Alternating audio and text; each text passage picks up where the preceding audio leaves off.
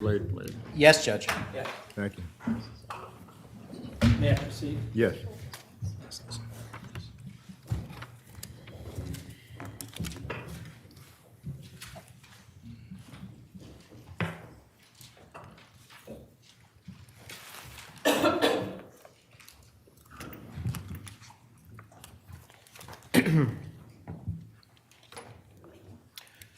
When we left off, I asked you about the going up to Litchfield on June 12th. There was a short interview that was cut short that day, correct?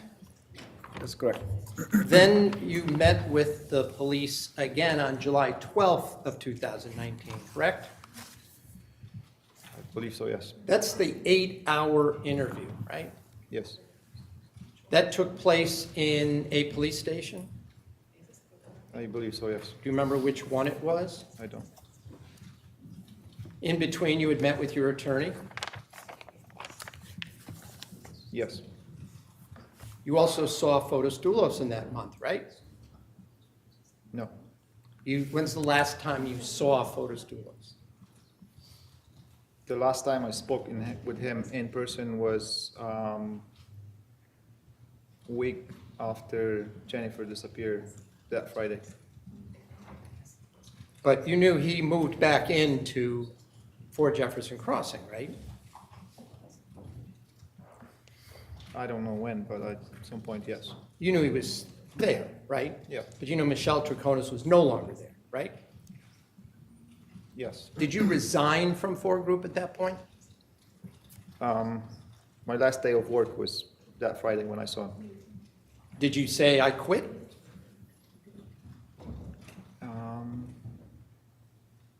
I think I told him that on the phone. How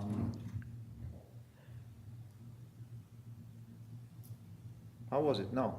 That week when he got arrested, I just didn't show up at work. Did you apply for unemployment? Yes. Did you claim you'd been fired? No. Did you fill out a form and say you had resigned? I don't remember how the form was. I think there was something like temporary shutdown or something like that. But that wasn't true, was it? Well, he wasn't there, so I couldn't work. Well, he continued operating the 4 Group, didn't he? I don't know.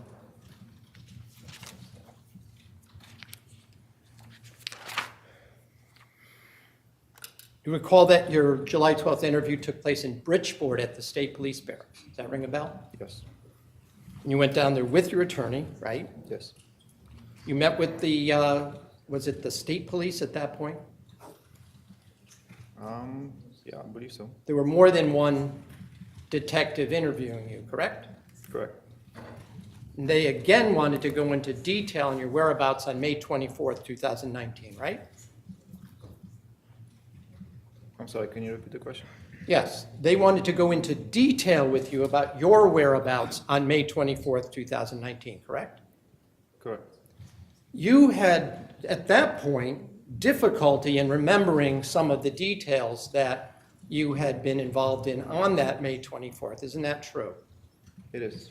And you told the police it was because, for you, May 24th was another day just like every other day, right? Correct. And the police, however, weren't having that with you, were they? They were contradicting you. Just going to object, Your Honor, to the form of the question. Well, sustained. They didn't believe you. They told you they didn't believe you, right? I know one of the detectives at some point said to me that makes sense. Didn't they say to you, that day should be pretty clear to you by now, man? Isn't that what they said to you? I'm going to object, Judge, that Well, if the counsel is going to paraphrase, then he should just state It's what he a actually quote. said. well, what we're not going to countenance is counsel talking over each other. Well, the question is, essentially, the actual question is, did you think that the police did not believe you?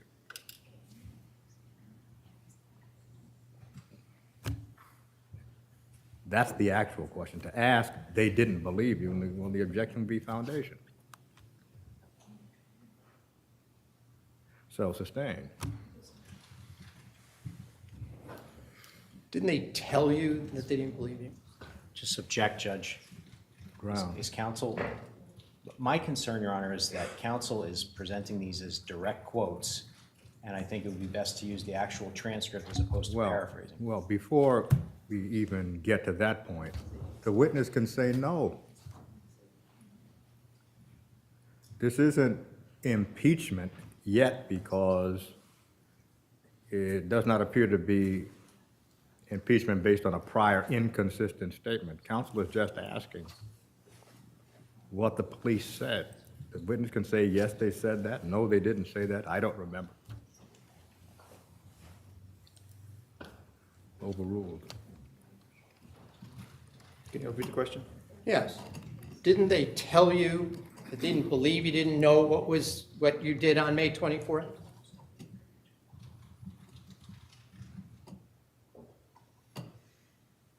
I don't remember them saying they don't believe me. Didn't they tell you it should be clear to you what you did on that day? Yes, And did you say to them, I didn't pay attention? Isn't that what you said? yes,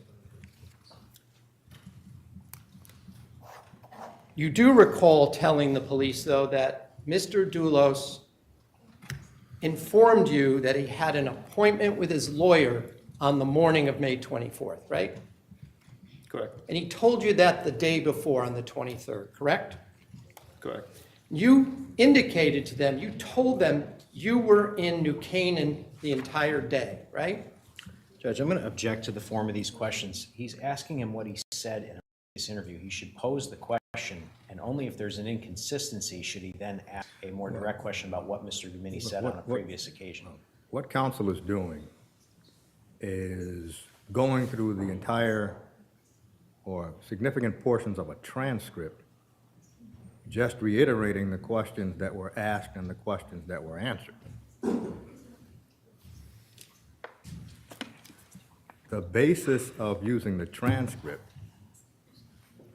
is for impeachment.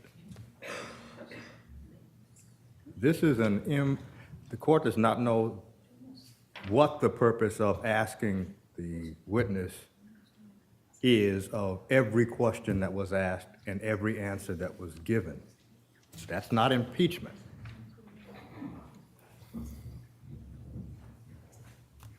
So the court is going to sustain the objection because it's an attempt to, it's not even an attempt to impeach. It's just a rehearsal of what happened. And that's basically a waste of time. Sustained. You claim in this courtroom the other day that you went down to New Canaan, you were there all day, right? That I was there from before 10 a.m. to around 2:30 p.m. You claimed you were at the house on Sturbridge Hill Road that entire time once you arrived there, correct? Correct, You said you went there directly from your house in Simsbury, correct? correct. You didn't stop at Fort Jefferson Crossing, did you? I did. When it's not rush hour, it takes you from your home to get down to New Canaan back then. If there isn't traffic, what, about an hour and a quarter, maybe? Is that about right? About an hour and 30 minutes at least.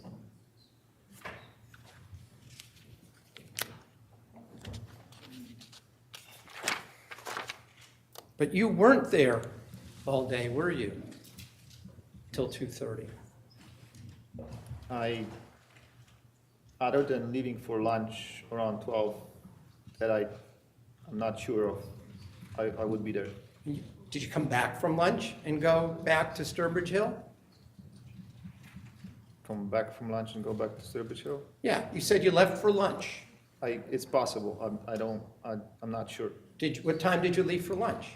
It could have been, I couldn't recover that day, so it could have been between 12 and 1. Every day for you was about the same in terms of when you were down there, taking a lunch? Sometimes I would bring my own lunch and just have it at the job site. Well, how about that day, May 24th? Where did you go for lunch? I said to the investigators that it's possible that I went for lunch to Chinese restaurant. Did you name that Chinese restaurant for them? I believe I sent them the address at some point. The police told you that there was surveillance video from across the street. That's from 61 Sturbridge Hill Road, didn't they? They mentioned that to me, yes. There was a house right across the street from where the one that we were building, right? I was never shown that. That's not my question. My question is, was there a house across the street from 61 Sturbridge Hill Road? Yes, People were living there, right? It was a finished house. yes.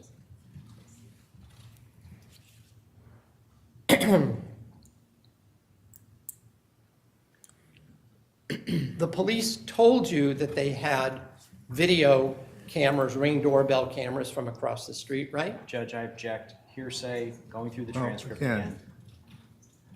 This is just a repeat of the interview.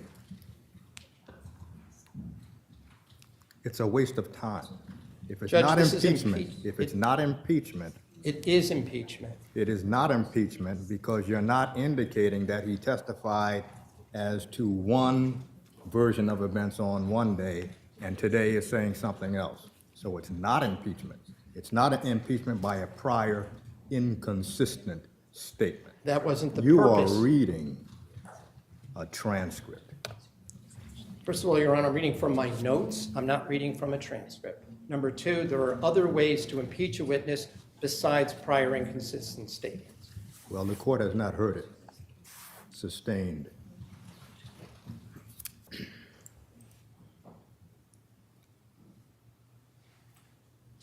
You were not there on the 24th of May, 2019 with a four-group vehicle, were you?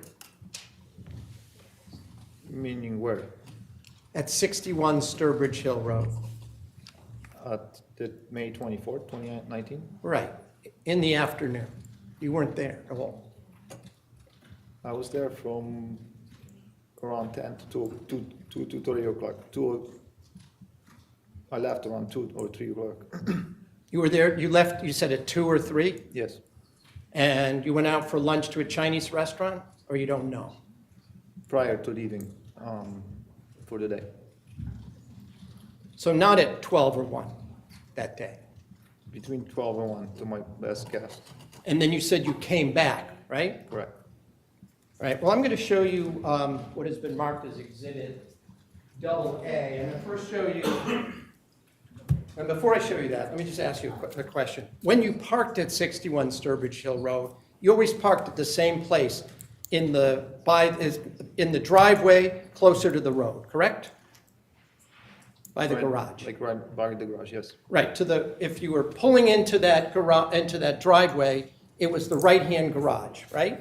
Yes, And you parked not in the garage, but in front of the garage, right? yes, And you could see the street from where you parked, right?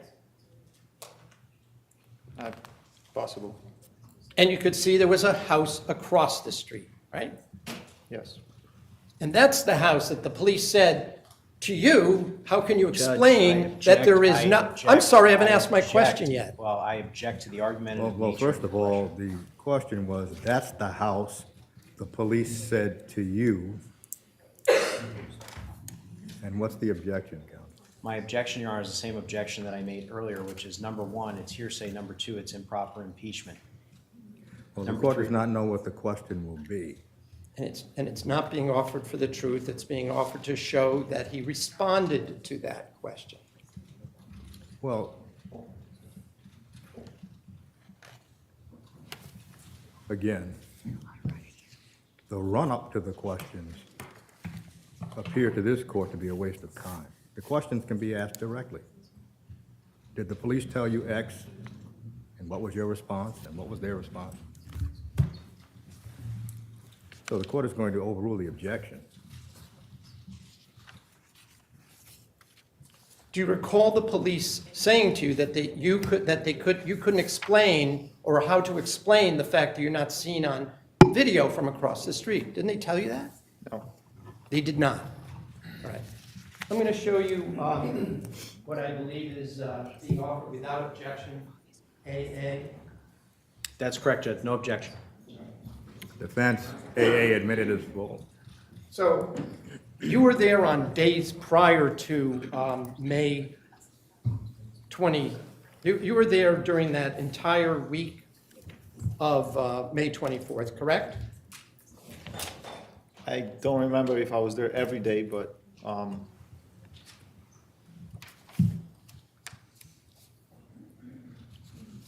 sure I was there some days. Right. You were there on May 19th? I don't remember. All right. Well, I'm going to show you a short clip, if I can, please.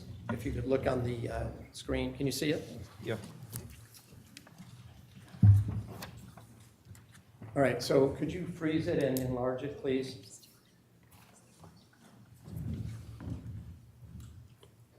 Now, do you see, before we even enlarge it, do you recognize this house across the street from this video?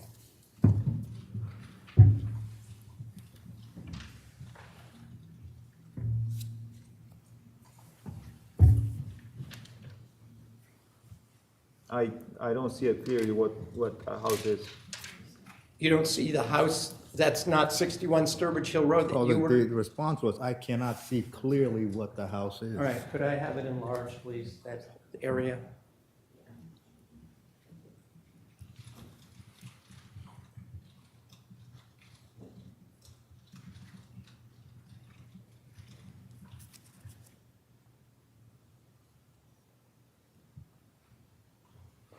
Yes, it looks like 61 Sturbridge, yes. And I see a vehicle parked in the driveway. Won't work, okay. Do you see the white vehicle where the cursor is right there? Yes. That's the white Cherokee that's owned by the Ford Group, isn't it? I don't know if that's the Cherokee. I Were see you white. driving any other white SUV when you were down at 61 I Sturbridge Hill Road? object, Judge, that misstates the testimony Right. entirely. Well, the witness can't identify what counsel has identified as the white Cherokee. Is that where you parked? This is where I would normally park, yes. But you're not agreeing that that's the vehicle you drove to 61 Sturbridge Hill Road on May 19th, 2019?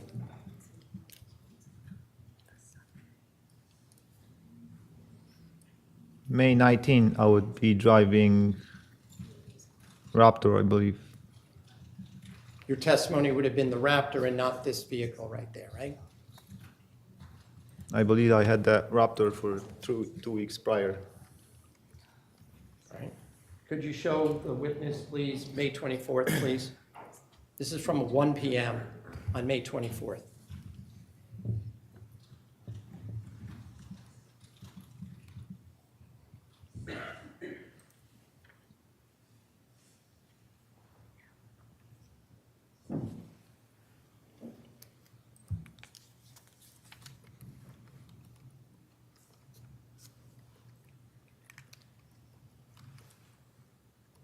There any vehicle parked there at 1 p.m. on 61 Sturbridge Hill Road?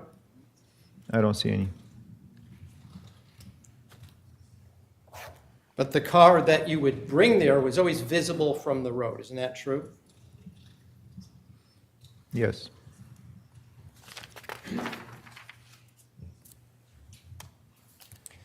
When the police told you that there was no video of you in the afternoon at Sturbridge Hill Road, you had no answer for them, did you? Judge, I'm just going to object. Again, this is improper impeachment. Well, the question is, really a number of questions. The police talked to you about where you were on a certain date. You said you were here they told you you weren't there, and you responded nothing. I mean, that's how the question breaks down. So the court will allow it. right? Can you repeat the question? Sure.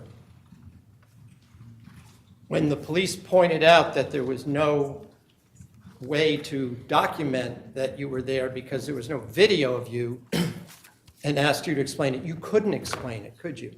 I don't recall them saying to me that there was no video of me. You don't recall them saying that to you?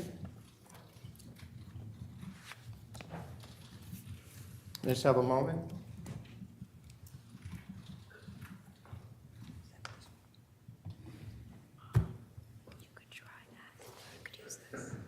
Would watching a short clip from your interrogation on July 12th be helpful in refreshing your memory? Yes. Could I play then, I'm just going to show Well, Judge, respectfully, I think that the state is entitled to inspect whatever clip they're going to play before it's Yes. presented to the jury. And as a matter of fact, refresh recollection is generally not to be published to the jury, so. Well, the clip is going to be played on Mr. Domeni's monitor. Understood, Judge, but the sound will be audible.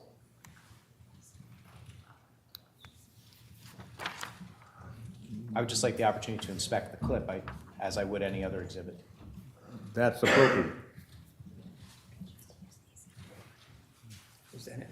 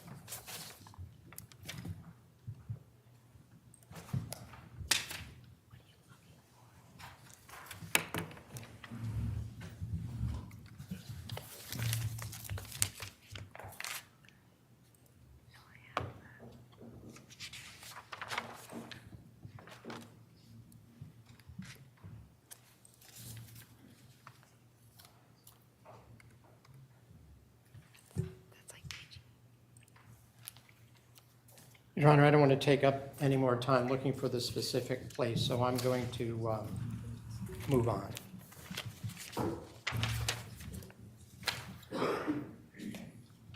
You testified that you sent a text to Fotis Dulos on 2/12, is that right? I don't remember the specific time.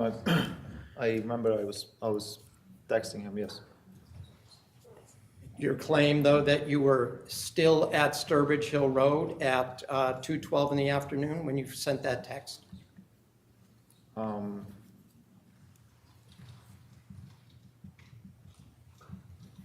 Possible, yes. Well, anything's possible. In fact, didn't you leave at 12:30 and not come back? Yes, I think so. You went somewhere else in New Canaan that afternoon, right? At what time? After you left Sturbridge Hill Road. At what time? I'm asking you. It's possible that I went for lunch. And then didn't go back to the house.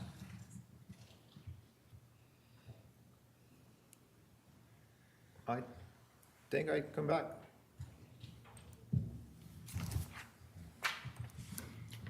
You said you had the Raptor that day, is that correct? Yes. If I show you a document that pinpoints the location of the, allegedly pinpoints the location of the Raptor, might that refresh your recollection? Judge, I'm going to object. He didn't indicate he his recollection refreshed. He said he thinks he came back. So I think this is improper. Well, the question has to be asked in such a way that there's no confusion as to whether he's saying he does not remember whether he came back or he believes he did come back.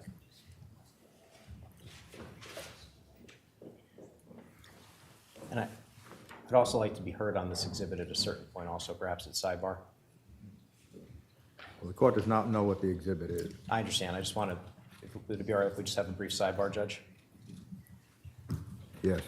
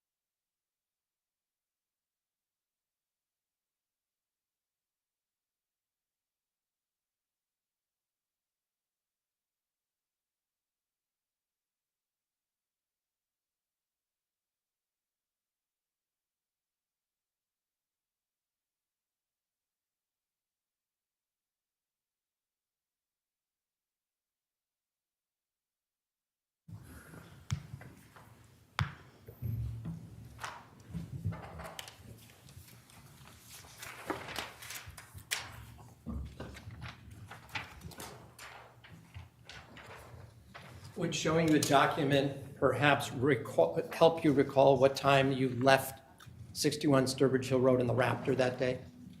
I think so. All right, I'm going to mark this for ID.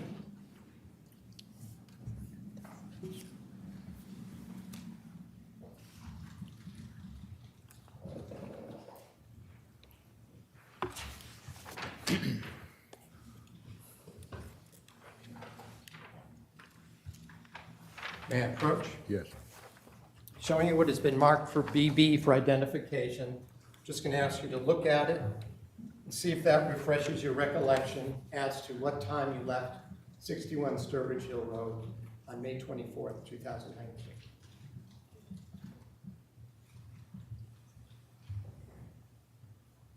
Yeah, so 9:53 a.m. to 12:30 p.m. at Sturbridge Hill Road. And so Did that refresh your recollection? yeah, so that could have been when I left for lunch. But your claim is that you came back? Or you don't recall? I believe I did. But you're not sure?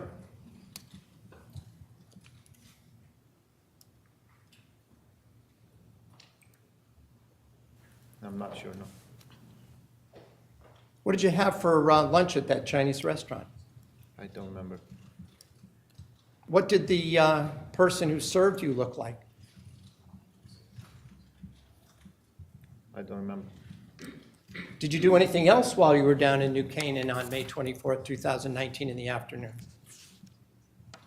I believe I was just working at that house and possibly went for lunch and came back. You didn't go anywhere else? No reason. What street was this Chinese restaurant on? I don't remember. Remember, do you ever go there before? Yes. Do you remember the name of it? No.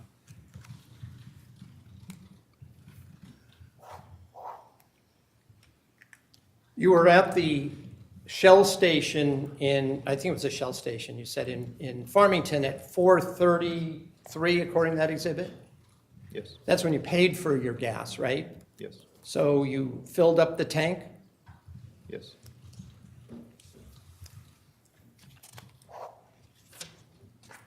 And then, as I understand it, you went to 585 first to get to pick up that 2x10? I went to Fort Jefferson first. You went to Fort Jefferson, you saw a phone sitting in a cradle, right? A charging phone, cradle, whatever, right? Yes. And you recognize that was Fotis's charging cradle, right? I'm not sure whose phone was it. Did you try calling the phone? No. But you noticed that there was a phone in the cradle, right? Correct. So when you tried calling Fotis, he didn't answer, right? I tried to call Fotis when I was outside, so I couldn't see if that particular phone was ringing.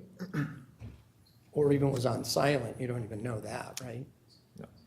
But in any event, when you went in, you saw a phone in the cradle, right? Yeah. You went upstairs to the office to look for the keys. Yes. You didn't see the keys there, right? So then you went to 585 Deer Cliff, right? Correct. From Fort Jefferson, right?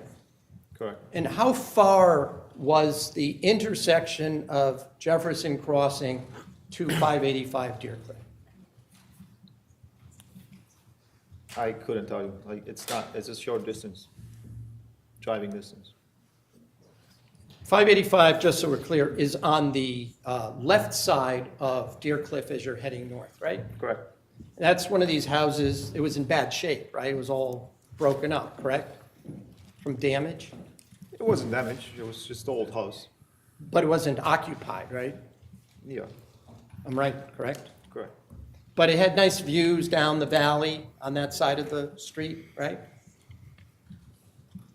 On the opposite side of the street, yes. Yeah, well, I mean, from that house. You've been in that house, right? Correct. So what I'm trying to do is orient, Jefferson Crossing doesn't have views of the valley, does it? No. it has view. So as you went to that 585, there was a 2x10, you said, just one? One that I needed, there could have been more. And that was in the garage? I believe so, yes. And you put it in the back of the Raptor, right? Correct. And from there, you went down to 80 Mountain Spring Road, right? Correct. Why would you bring the 2x10 down to 80 Mountain Spring Road? I believe my initial thought was to try to load the dirt bike on the Raptor since I didn't have a key for the Tacoma. So my initial thought was to go back to Fort Jefferson. But you didn't do that. No, So did you assume that I just Fotis would be at 80? took a ride to 80 to see See what? if he's there or maybe the key is in the truck. So you assumed he might be there. Just went there to see. You did know there was a showing of that house the next day, didn't you? No, You didn't know that? no. You also said that yesterday that that you never saw Michelle do any cleaning before of any of the houses that were completed. Is that what you said yesterday? I don't recall saying that yesterday. Well, because I just want to be clear, there was an occasion when if there was going to be a showing or a bunch of houses, a bunch of realtors were going to come, everyone might pitch in and do a little bit of cleaning up, dusting and stuff like that, right? I don't recall a situation like that, no. Have you ever done that? At 80 Mountain Spring Road, no. No, not at 80, at any location. Yeah, I'm sure I've done some cleaning, Andy Loomis had done it,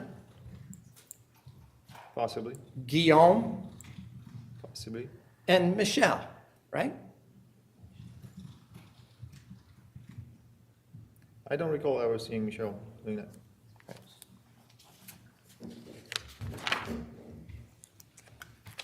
So we saw the video of you arriving at 80 Mountain Spring Road, correct? Shows you driving in? Did we see Driving- that? What?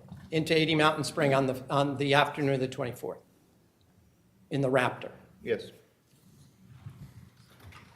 And you said that they were surprised to see you, but then everything right after that was normal, right? correct. So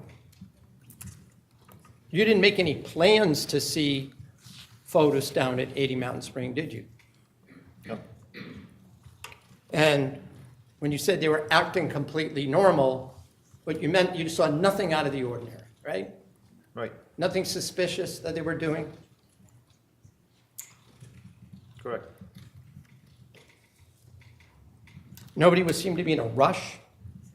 No, They weren't trying to get rid of you and tell you to move along, or why don't you get out of here, or anything like that? no, They weren't trying to hide anything from you? I didn't notice that, no, They didn't seem agitated when they saw you? no, They didn't seem nervous to you?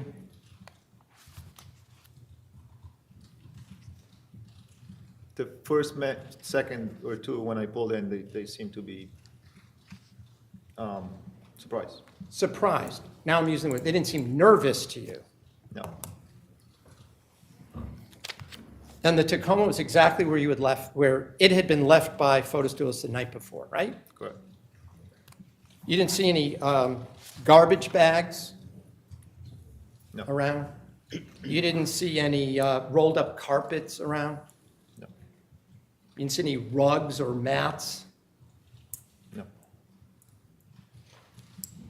You didn't see any towels or bed covers? no, By the way, it was still light out on this date, right? Right before Memorial Day weekend? around 5 o'clock, I would assume, yes. Yeah, and it was Memorial Day weekend, and you were planning on celebrating, I guess, was it the next day? When was it? When was your wife's birthday? Was it the next day or the following week? Where, you mean when the event was? The event, yeah. Saturday, The next day. yes. By the way, down at 80 Mountain Spring, when you got there, you never went inside, right? Correct. You didn't think it was even, if there was, you didn't know there was a showing at that house, right? I don't recall knowing of a showing next day. It wasn't your project, correct? Correct. It was whose? Andy Loomis. You don't know what arrangements then he had made to show that house, right? Just going to object, Your Honor. Cumulative, he indicated he didn't know. Well, This is a different question. well, at this point, it's not relevant because the initial question was, you did not know that there was going to be a showing. So to follow up with that as to who was going to be the project manager or who was going to be involved in the showing is a waste of time.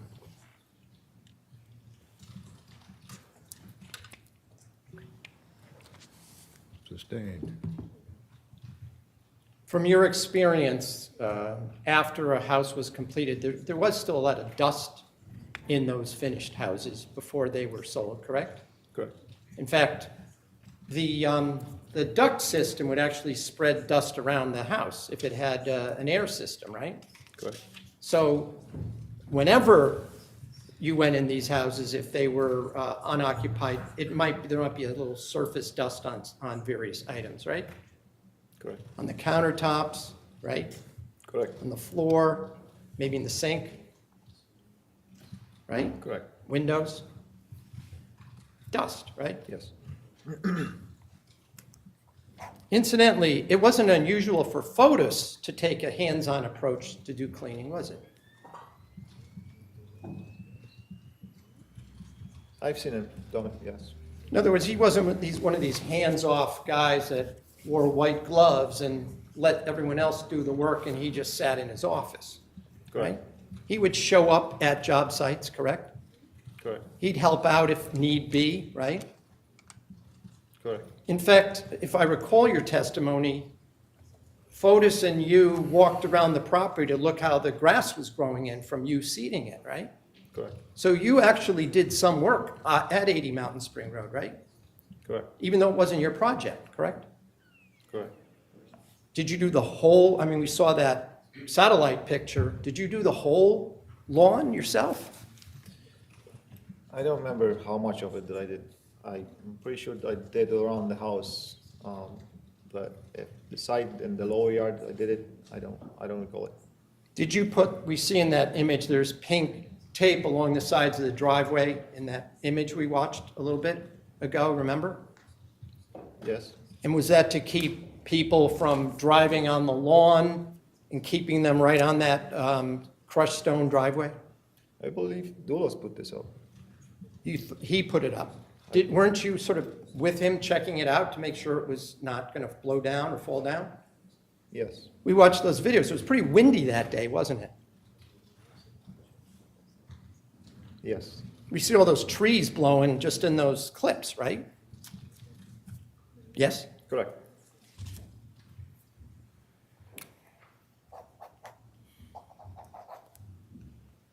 By the way, you knew that Mr. Dulos had a housekeeper, a house cleaner for his house, right?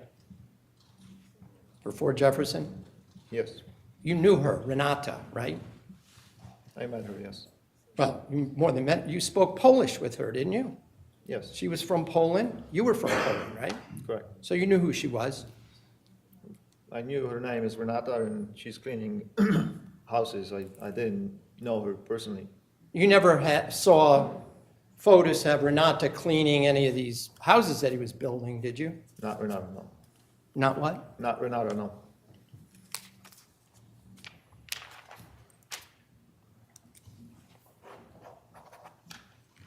Whether you knew there was a showing or not, you did know that that house was for sale, right? Correct. You knew there was one of these large four-group advertisement signs and a for sale sign, right? Correct. Were you ever in the office when inquiries were coming in about that house for sale? 80 Mountain Spring? I don't recall it. Then when we watch that video, I just want to be clear. You, bless you. You drove out in the Raptor first, correct? This is on May 23rd. I'm sorry, withdrawn. That was May 24th. You left in the Raptor, Fotis left in the Suburban, and Michelle left in the Jeep, correct? I left in Raptor, and I know they left in those two cars. I believe Fotis left in Suburban. Right, Fotis left in the Suburban, and Michelle left in the Jeep, right? I believe, yes. Didn't we just watch that this morning? Didn't you just go through that with? Well, I with- object, Well, Your the Honor, to question, that didn't we question. watch it this morning, is not probative. Sustained. Do you recall that we watched it, we saw it this morning? Judge, I Same object. question. Sustained. All three of you left within moments of each other, correct? Correct. You then drove back to Fort Jefferson with Fotis right behind you, correct? No, Where did you go? 585. You went to 585. You still had this 2x10 in the back of the truck, right? Correct. Why didn't you bring the 2x10 to Fort Jefferson Crossing? Because I was gonna go right back to 80 Mountain Spring Road to get my truck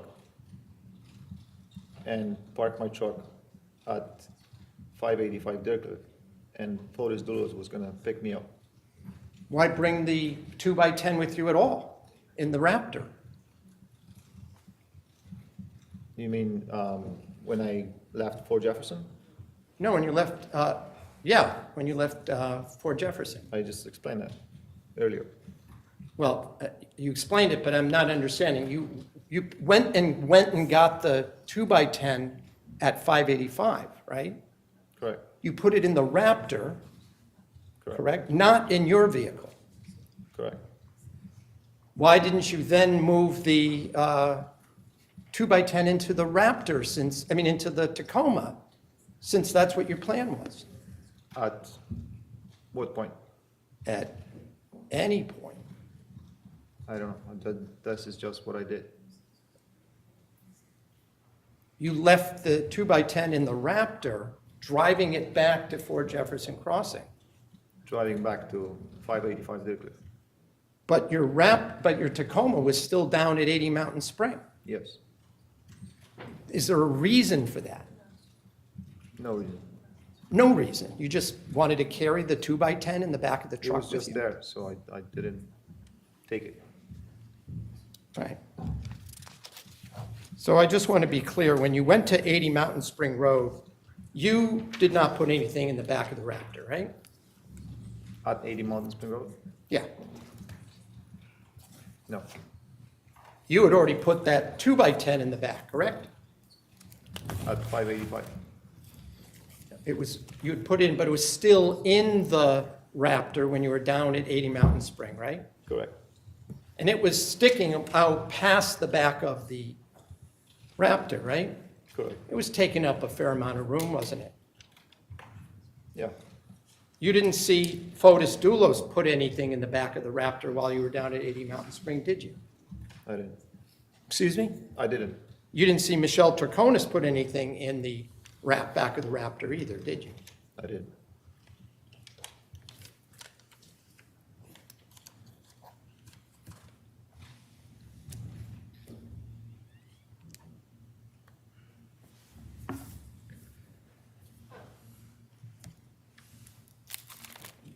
When Michelle, you and Fotis Dulos left 80 Mountain Spring, you had indicated yesterday that Michelle told you that she had to go drop off or pick up rugs. Is that correct? Correct. And just so we're clear, she had indicated that she was picking up rugs, right?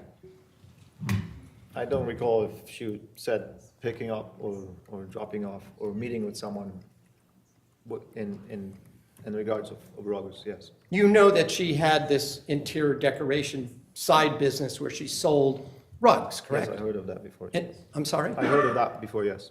And you had actually seen some of them, they were on display sometimes at the four group offices, weren't they?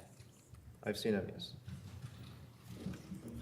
And you knew that she sold them through various furniture stores and other interior design stores around the Farmington Valley, correct? I knew she was selling them somehow, I just don't recall how.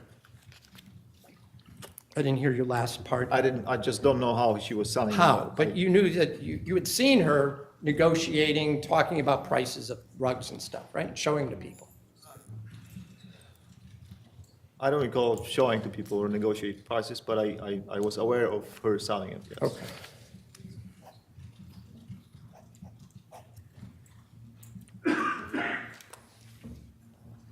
When you got back to 4 Jefferson Crossing, is that when you realized that that you didn't have the Tacoma key? When I got back to 4 Jefferson Crossing, Yeah, after leaving 80 Mountain Spring. I knew I didn't have the Tacoma key. You saw it sticking out of the door of the Tacoma as you were driving out, right? Correct, And Mr. Dulos and Michelle were behind you pulling out, correct? correct. And you thought that Michelle took the key because it was hanging out of the door and she didn't want to leave it there, correct? That was possibly, yes. Well, not just, that's what you told the police, right? Yeah, And immediately when you got back to 80 Mountain Spring and saw that the key wasn't in the door, you told Mr. Dulos, right, that the key wasn't there, right? correct. He immediately called Michelle, right? Correct? No, He did not? he asked me if I wanted to take home the Raptor. He asked you if you wanted to keep the Raptor. You said no. Yes, There was no pushback, right? yeah, I can say that. That there was no pushback when you said you wanted your Raptor, you wanted your Tacoma. He then called Michelle, right? Correct, And she came back within less than 10 minutes. Isn't that true? true, We watched the video of her coming back. Isn't that right? correct. And I wrote down the time. It was like 7 minutes till she got back, right? Right? Correct, You took the keys, right? yes, Were you able to start your Tacoma this time, or did you have to do that thing with I was able to start. you were able to start it? And now you drove up to 585, right? Correct. Where was this 2x10 at this point? It was at 585, sitting on the side of the house. So when you left 80 Mountain Spring earlier, you drove back up to 585 and unloaded the 2x10 that you had put in the Raptor earlier, correct? Correct. Then you drove, well, how did you get back to 4 Jefferson Crossing? On which point? After you dropped off the 2x10 and left your Tacoma at 585? I didn't drop off 2x10 when I was leaving the Tacoma. The 2x10 was already there. Oh, when you had the Raptor, you left it there. Correct. Okay. So now you drove, where did you go from 80 Mountain Spring? Well, now that you had your Tacoma. I left the Tacoma at 585. Okay. How did you get back to 4 Jefferson Crossing where the motorcycle was? Dulos was following me with the Raptor. I'm sorry, with the what? Dulos was following me with the Raptor, I'm sorry. So Mr. Dulos drove up to 585 with you, He was following me with the Raptor. and then you got out of the Tacoma and went into the Raptor, Correct. and then drove back to 4 Jefferson Crossing? With him, yes. And then you used a battery charger to jumpstart the motorcycle, right? Correct. And you drove it up to 585 Correct. on the road. On it.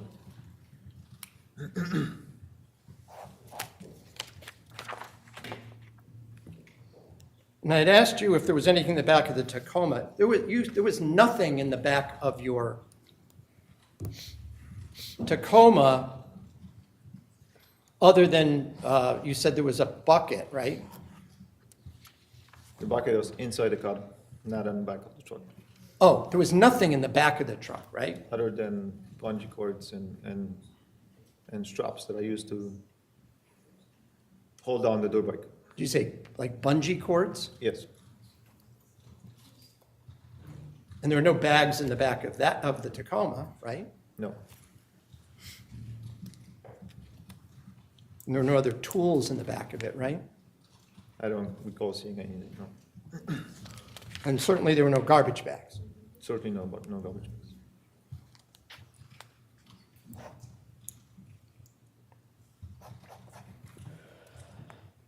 By the way, when Fotis Dulos called Michelle, were you standing right there to bring back the keys? I don't remember if I was standing right next to him or within 6 or 10 feet away from him. I don't recall it. Well, you heard him ask her to come back if she's got the keys, right? With the keys? My understanding was that when I asked him if he has a key, he said, "Oh no, Michelle has the key. I have to call her."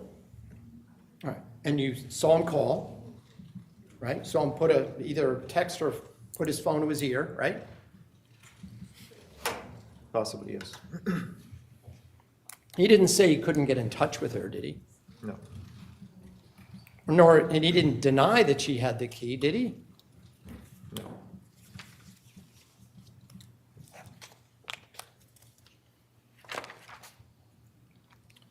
On Sunday, May 26th, you were not at work, right? Correct, And you were not at work on Monday, May 27th, because that was Memorial Day, correct? correct. But Fotis Dulos called you on the weekend to tell you that Jennifer was missing, isn't that right? Correct. That was on that Sunday, the 26th? I believe so, yes. You didn't see him at all, though, that weekend until Tuesday, right?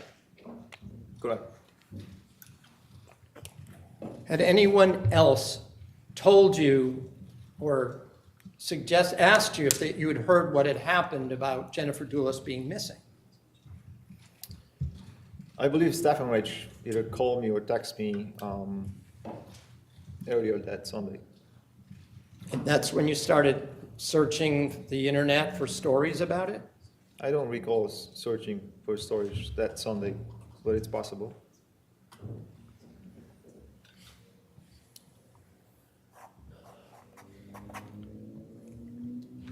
You didn't ask Fotis Dulos on that call on Sunday when he told you that Jennifer was missing if he had any idea where she was, did you? I don't recall asking him, no. You thought she had just disappeared or ran away or something, right? Just going to object to relevance, Judge. Well, what he thought happened or could have happened, what's the relevance, counsel? It was There's a already been testimony that he could not believe that Fotis Dulos was involved. So what is the relevance of this question? His state of mind, this Well- witness's state of mind. Well, his state of mind is not relevant as to what he thought may have happened. What he testified to is he didn't believe Fotis Dulos had anything to do with it. Sustained.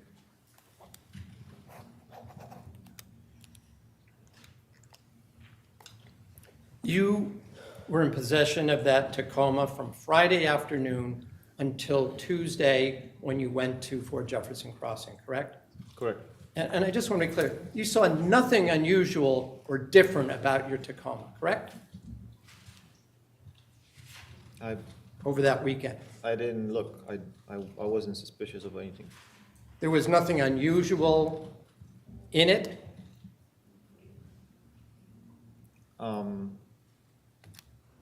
No, I didn't discover the bucket until Tuesday morning. You saw the bucket on Tuesday morning, right? Correct. And let me ask you about that. You said there was a blue jacket or sweatshirt of some sort in there, correct? Correct. Did you take it out of the bucket? No, It was kind of a light blue, wasn't it? Correct. It was not a dark navy blue. No.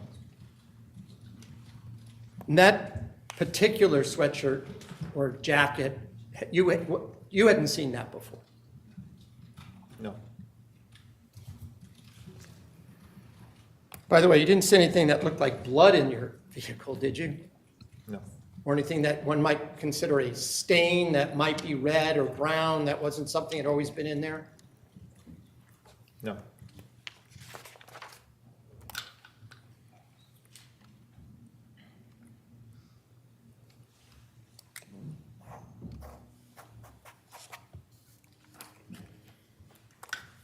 Now, you testified that the morning of Tuesday,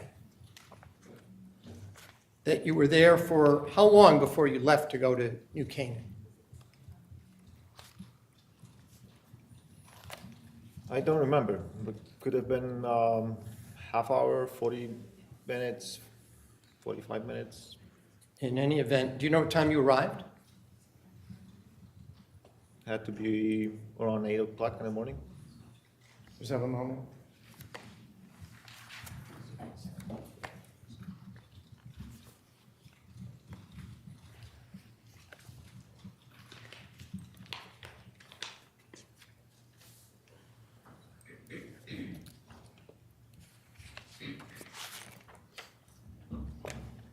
For much of the time that you were at the house with Michelle and Fotis on the morning of the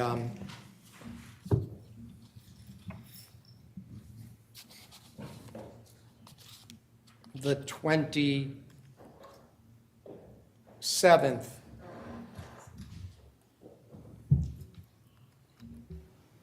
you had indicated that you knew what you were doing on May 24th, so you didn't need to write it down.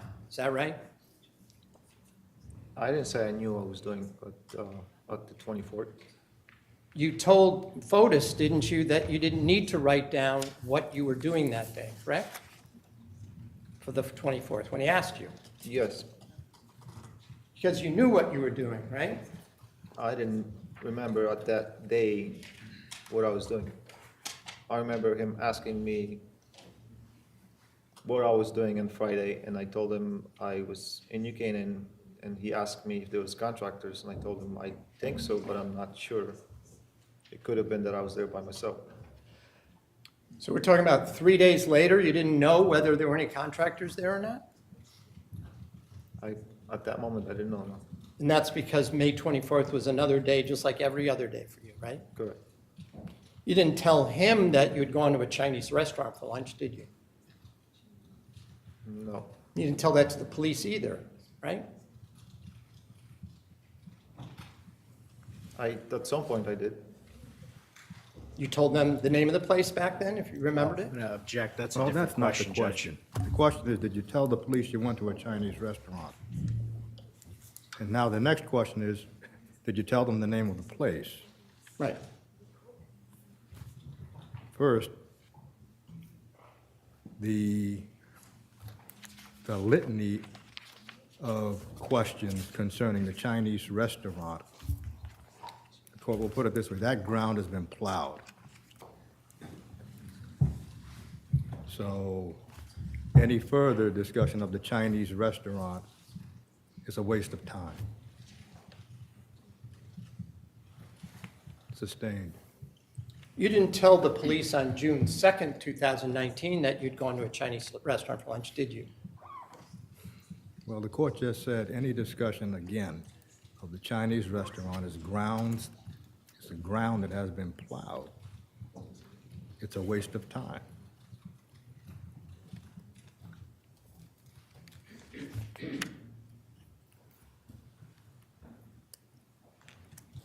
So let's talk about the day that you saw that your truck was all sparkly clean. You couldn't remember the exact day that was, correct? Well, Judge, I'm going to object to the question. He didn't testify that it was, quote, sparkly clean. I think it's sarcasm. I'm objecting to the form of the question. Well, It's not argumentative, Your Honor. It's a preliminary question. It has nothing to do with the manner. I don't have to quote exactly what he said. It's not a proper objection. It's a preliminary question. Counsel is objecting to the adverb. Well, the witness can respond in the way in which the witness decides to respond, so overrule. Can you repeat the question? Sure. Whether I use the word spark, there's a chain of car washes called Mr. Sparkle, right?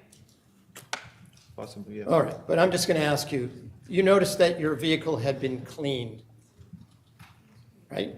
Yes, You weren't sure of the date, but you believe that it was the next day after the meetup in the kitchen on the 27th? That it would be on the Wednesday?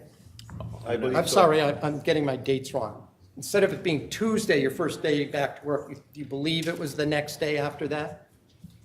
I'm not sure, like I stated before, ever since I gave police my phone, I couldn't recover exact timing and days of all the events. Well, it wasn't the same day that you were in the kitchen where FOTUS wanted you to write down what you did on the previous Friday, was it? Judge, objection, asked and answered about 3 times at this point.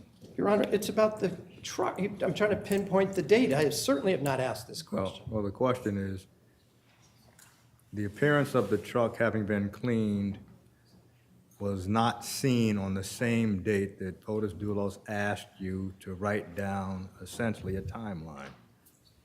That's the question. Right. So if it's been asked and answered before, the court is not going to disallow the question, so overrule. Can you repeat the question?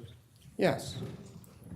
The day that you saw that your car had been washed was a day later, at least, than the day that you had been in the kitchen and FOTUS tried to talk to you to write down what you did, right? Wasn't the same day. I think it was either that Tuesday afternoon or Wednesday afternoon. So if it was Tuesday afternoon, you're saying it would be the same day that you saw them and you were talking to them in the kitchen that morning, right? Correct. But you're not certain about that, right? No. And you, I think, told a joke about, what, are you going to get my car fixed too? You remember that, right? Correct. And you were joking back and forth about it, right? He says no, just green.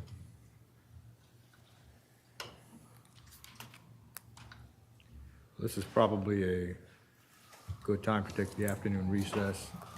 We will reconvene, ladies and gentlemen, at 3:30. Please do not discuss this case.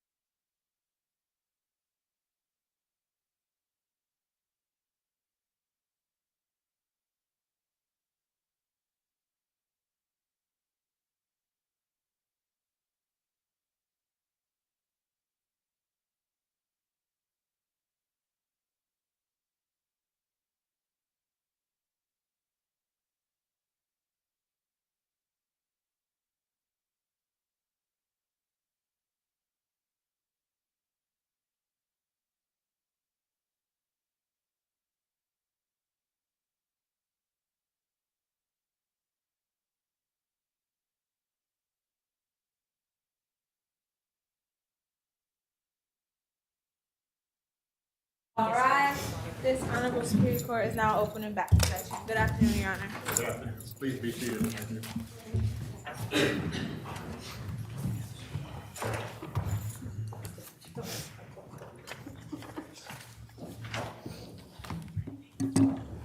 Before the jury comes in, may I just briefly, Your Honor?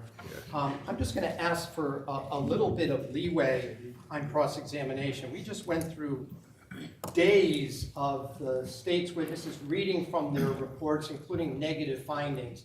So if I'm asking a question, it's not the same question. It has to do with how this witness was interviewed multiple times. And if the point has to do with inconsistencies on different dates, maybe the court considers it a waste of time. But I'm asking for a little bit of leeway in light of the fact that, we just went through what I thought was days of a waste of time. So if I may. Well, what the court is concerned about, Attorney Schoenhorn, is not that the cross-examination is inappropriate. It's the amount of time leading up to the inconsistency. So, of course, the code allows basically impeachment of any witness, bias for, prejudice against, or interest in any matter. But the court is concerned again with trying to keep the trial under the overestimate. And so the court is not indicating that the attempts to impeach are inappropriate. It's just the lead up to the impeaching question takes so much time. The court has to be concerned about that. Can we bring in the jury, please? Yes, Your Honor.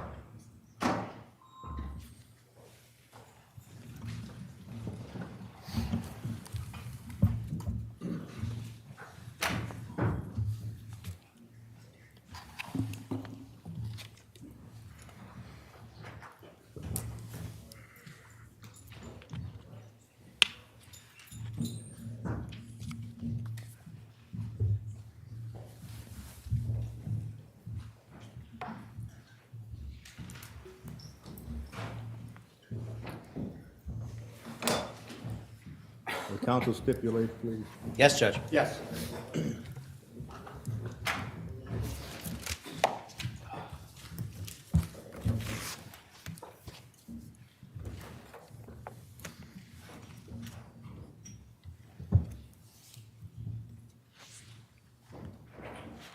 So when you discovered that Mr. Dulos had cleaned and washed your car that day, you already knew that Jennifer Dulos had been missing since the previous Friday, right?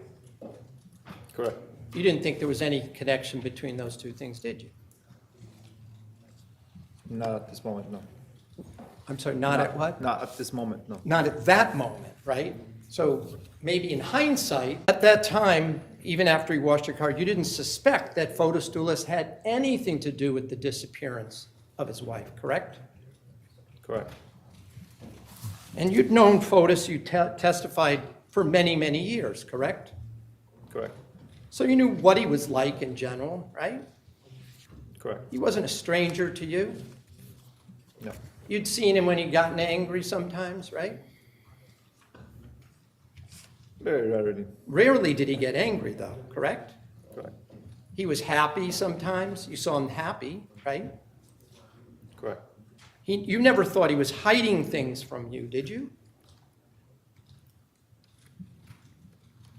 Correct.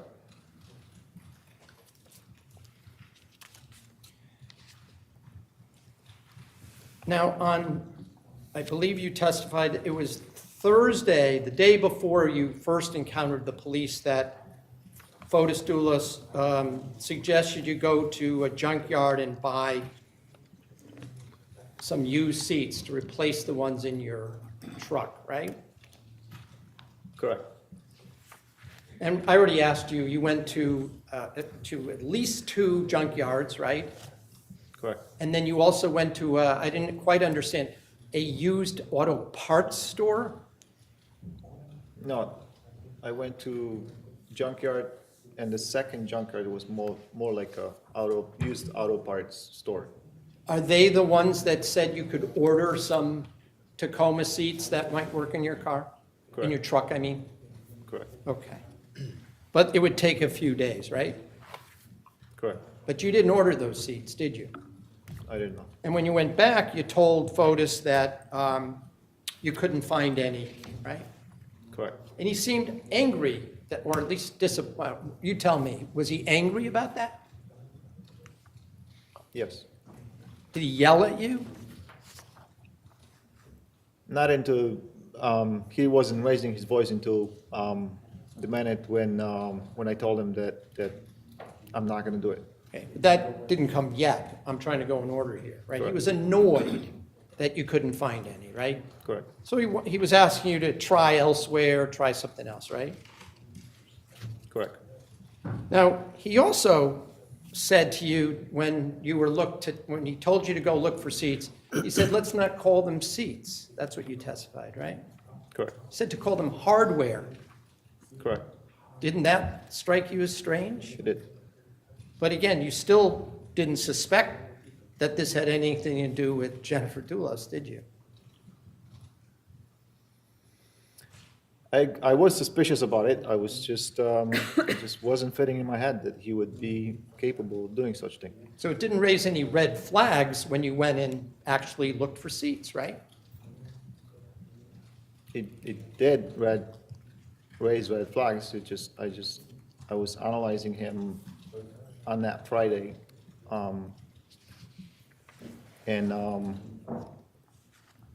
It just didn't make sense for me. But you still went and looked at least 2 different locations, right? Correct.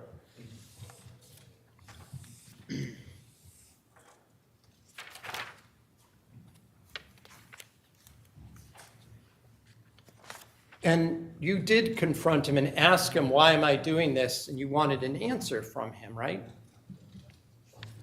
Correct. This was Friday afternoon, right?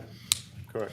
And he had told you that a few weeks earlier, on Mother's Day, he had either picked up the cat or hugged Jennifer, and some hair may have gotten on him and gotten on the car, on his clothes and on the Tacoma, right?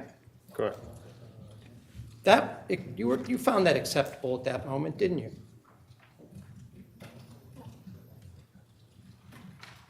For cleaning the car, yes, not for replacing the seats.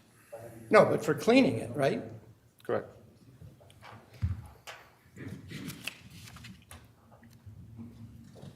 So that Friday, you did remove the seats from the Cayenne, right? Correct. You had indicated, I think, that it was difficult to move the seats because the battery was dead, so you first had to go and get a car charger to put enough battery power back in the Porsche Cayenne so you could move the seat back, right? Correct. Because the seats were all forward and you couldn't even reach the bolts to take them out, right? Correct.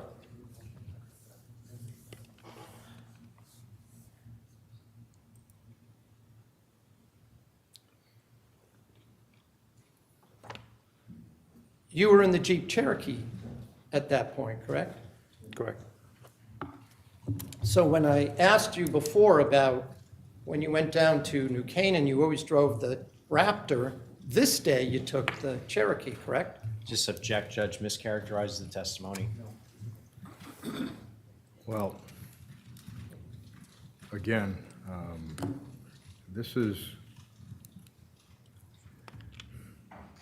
what the court had discussed earlier. Right now, the court just hears a reiteration of the direct. But the reiteration of the direct is not cross-examination. The court is giving counsel some leeway, but after a certain number of reiterations, there has to be a question that's going to be relevant to the defense. not simply reiteration of direct. The court will allow it a little longer. That day you had taken the Jeep Cherokee to New Canaan, correct? That Friday, when I was replacing the seats. Yes, That day? You had it all day, the Jeep, right? yes. Okay.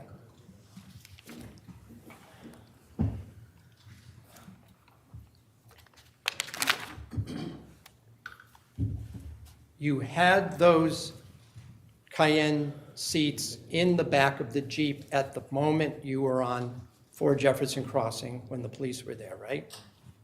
Correct. So you changed the seats in your Tacoma after you had had the encounter with the police, isn't that right? Correct. Over the weekend? I believe that was the same Friday. That night, after you got home? Correct. You did it in your driveway in Simsbury? In my garage in Simsbury, yes.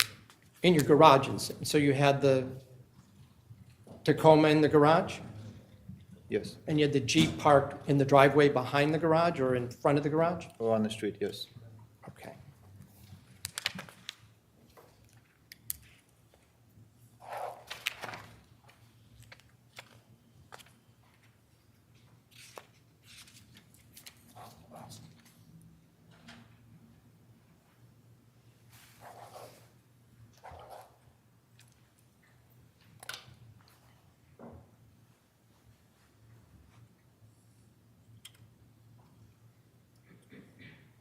When you changed the seats, who was home at your house at that time? I believe my wife and my kids. Your mother doesn't live with you in Simsbury, does she? No. Or brothers and sisters of you? No. Were you made aware that one of your hairs or some DNA from one of your hairs was found on a sponge in a garbage bag found on Albany Avenue? Were you told that No. at any time? No. Nobody even asked you about that? I believe the prosecutors asked me if I had any, if I remember correctly, green and yellow sponges in my truck. Did you? No.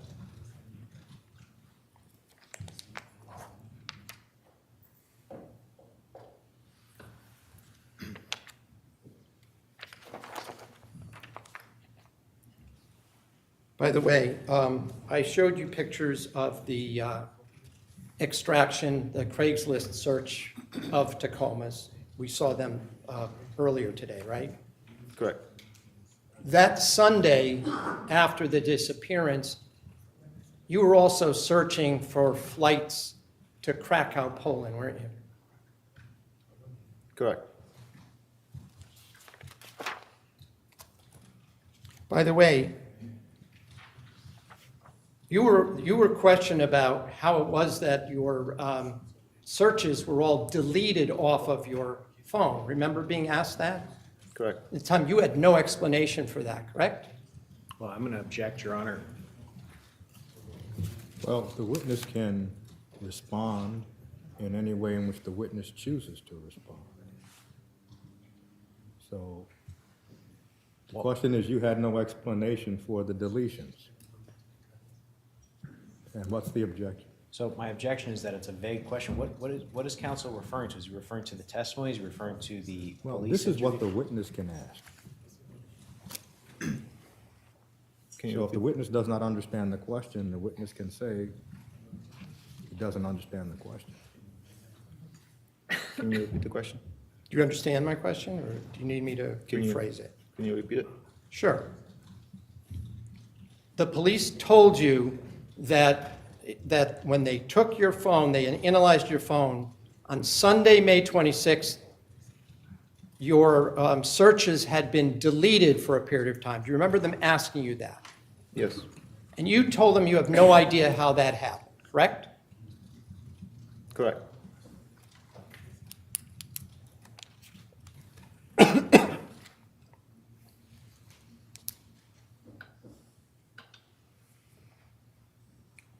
And the whole time that you were doing searches for new used Toyotas and flights, you still did not believe that Farber Dulos had anything to do with it, correct?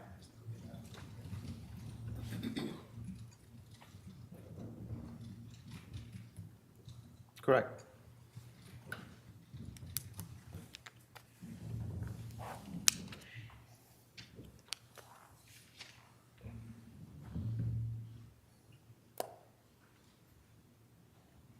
In fact, you didn't even think he was the kind of guy who would do that. Isn't that right?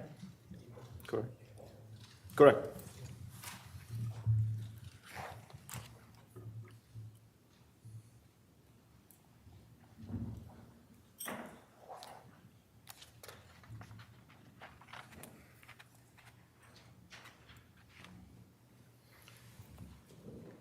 So before you gave a written statement, the police gave you a choice, didn't they?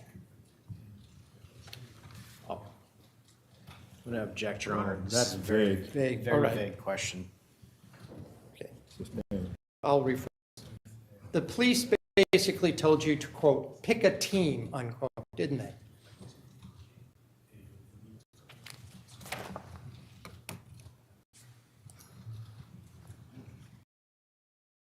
During that interview. They said either that you were oblivious and didn't know what was going on, or you could help them prosecute Dulos, correct? They were asking me to, sure, tell them what I know. And isn't that when they also said, we'd hate to see this screw up your citizenship effort? Possible.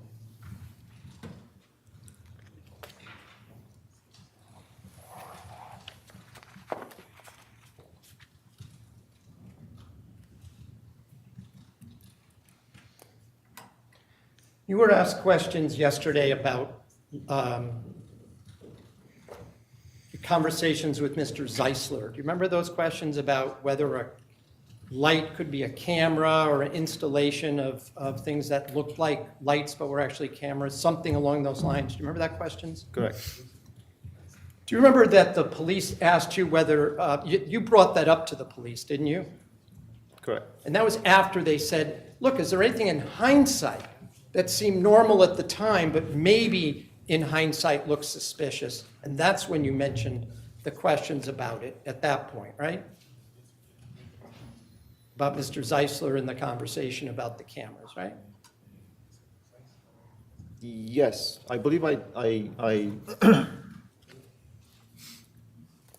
spoke to one of the investigators prior to my interview about that.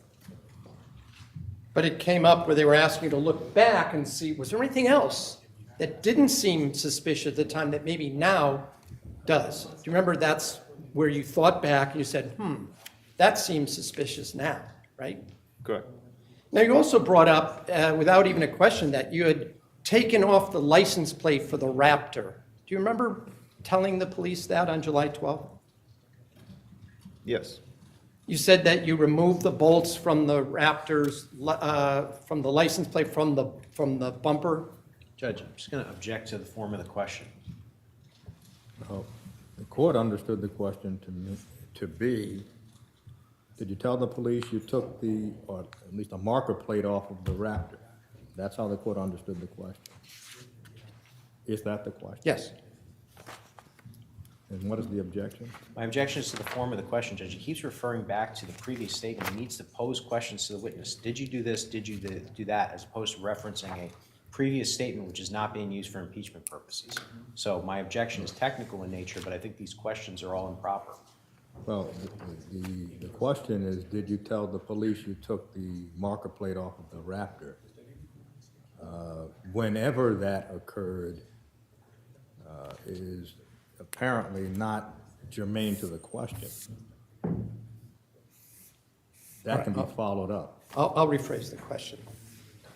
You did remove the Raptor license plate prior to being interviewed by the police, correct?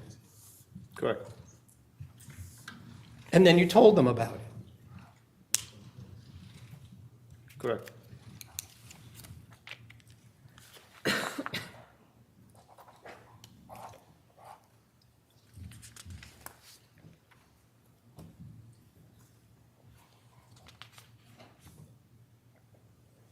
The, I just have a few more questions, sir. You had mentioned on direct exam that you recall that Mr. Dulos had this antique bicycle, correct? Correct. It was a road bike with the skinny tires, right? Like a racing bike, yes. Yeah, so a racing bike with the, what they call ram's horn type, so you could lean forward and go pretty fast, right? Correct. But it was kind of in bad shape, wasn't it? I wouldn't say it was bad shape. It was in good shape. It was old bicycle. It's a very old bicycle, right? In fact, hadn't you had to even fix it at one point? He asked you to repair the tires or something? Correct. You said that you thought it was, at the time, didn't you say that it was just some kind of European model? Dulos told me that that was a French bicycle. Okay. But that's all you knew about it at the time? Yes. And just have a moment.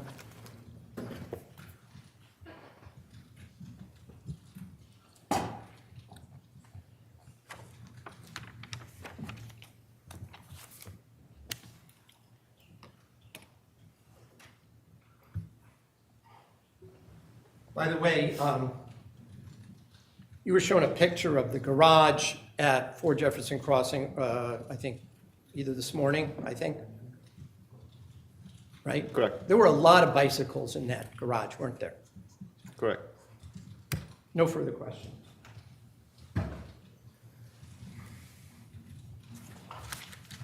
Redirect.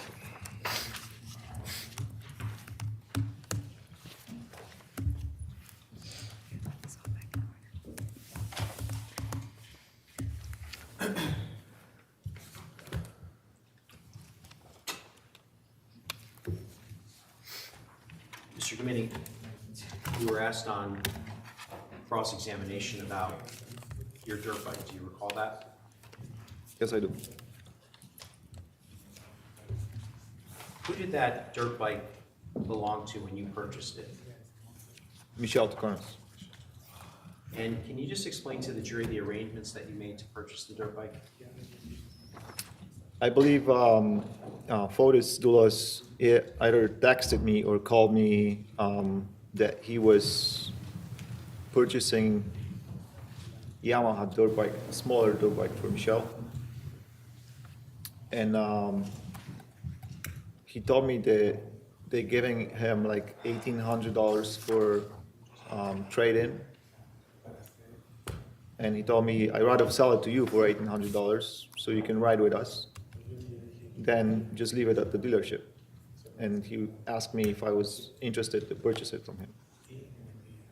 And I told him if I can negotiate with him a little bit, and I believe I negotiated to like $1,500. And I paid him the money. And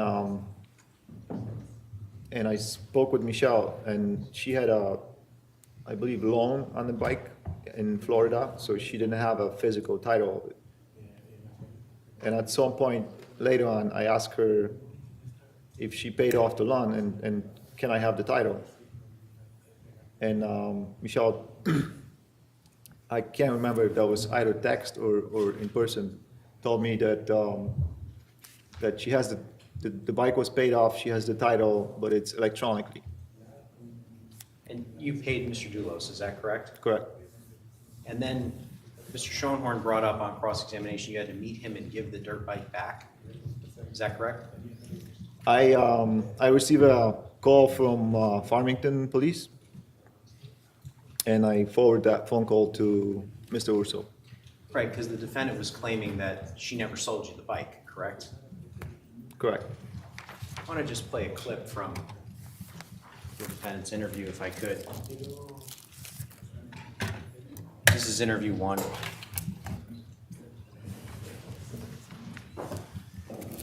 Well, I'm going to object to this being played to this witness. If this witness hasn't seen it, then it's not proper to be shown to this witness. That's interesting, Judge, because earlier today, Mr. Schoenhorn showed an exhibit to this witness that he hadn't seen. This is a full exhibit. I'd like to publish it to the jury. Well, It's not a what- question. Well, the court understands the offer to be of a segment of an interview, correct? That's correct, sir. So, of course, now, the code is written before the development of the technology that we have today. So. If I may proffer, Your Honor? Well, according to the code, you have to disclose to the witness what the inconsistent statement was, So if Judge, there is an inconsistent statement. yes, sir. This is the defendant's statement, which has already been admitted into evidence. My issue, Your Honor, that I'm taking is the suggestion on cross-examination. I believe the specific question was posed to Mr. Gumini. That was never your bike, suggesting that Michelle Troconis hadn't sold it to him. I'd like to play a clip that's already been admitted into evidence, and then I'd like to ask some questions about it. So this is an interview with the defendant. That's correct, sir. Your Honor, I was not permitted, the state objected to showing even a clip from Mr. Gumieni's interview with the police. So there isn't a question, you would have to lay a foundation that this witness was aware of that, because otherwise, what's he gonna do, have this witness characterize what someone else said, which would clearly be improper. Judge, that's apples and oranges. Number one, the clip that Mr. Schoenhorn wanted to play wasn't in evidence. This is. That's point number one. Point number two, I didn't actually object to the clip being played. What I said was I'd like the opportunity to inspect it, and then he looked for it and looked for it and looked for it, and then said he was going to move on. So he misstates the record.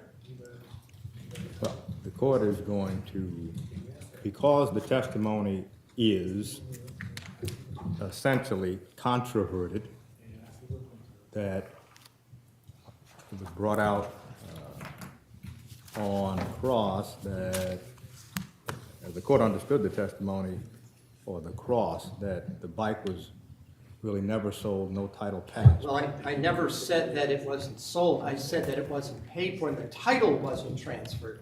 I never said that it wasn't sold. So that's a misstatement of the record. He said it was never really your bike, I believe, and I'd like to play a clip. So, the court is going to overrule the objection.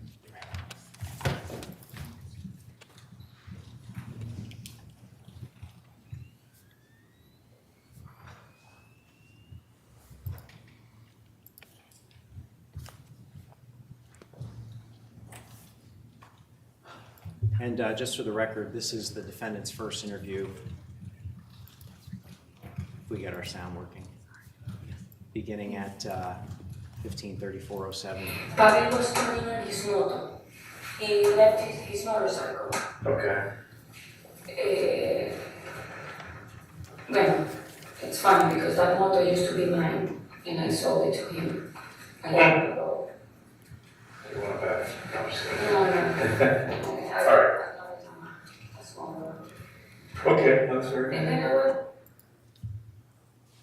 went, So the defendant sold you that bike, correct?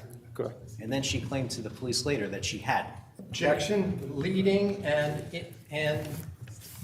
misstates the record. Well, first, would this witness know what she claimed to the police?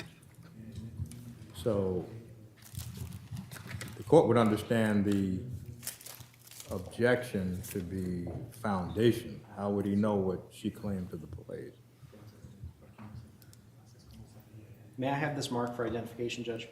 Well, you can respond to the objection. I have a voicemail here from the Farmington Police Department that was left from Mr. Gumini, which I just got last night. I wasn't expecting to have to use it, but I guess we're going Well, to.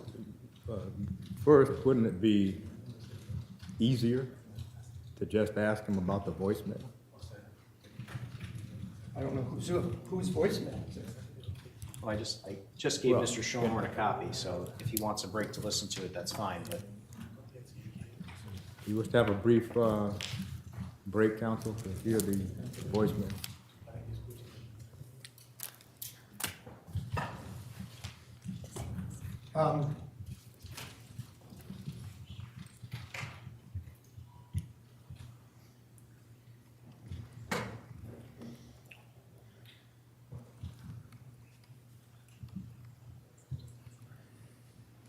Your Honor, I'd like to at least listen to this voicemail. I don't know what it entails and whose voice it is.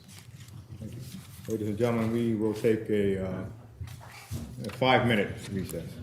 Please do not disturb.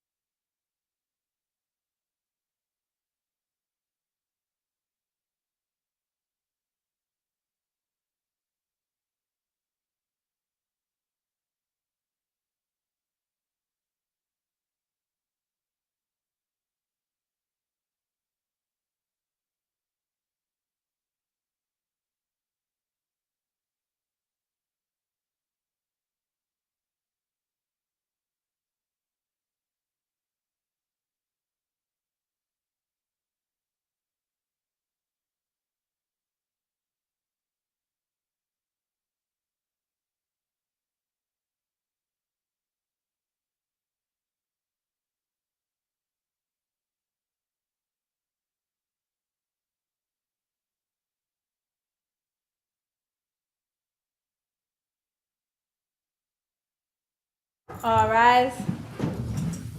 Court is now back in session. Be seated.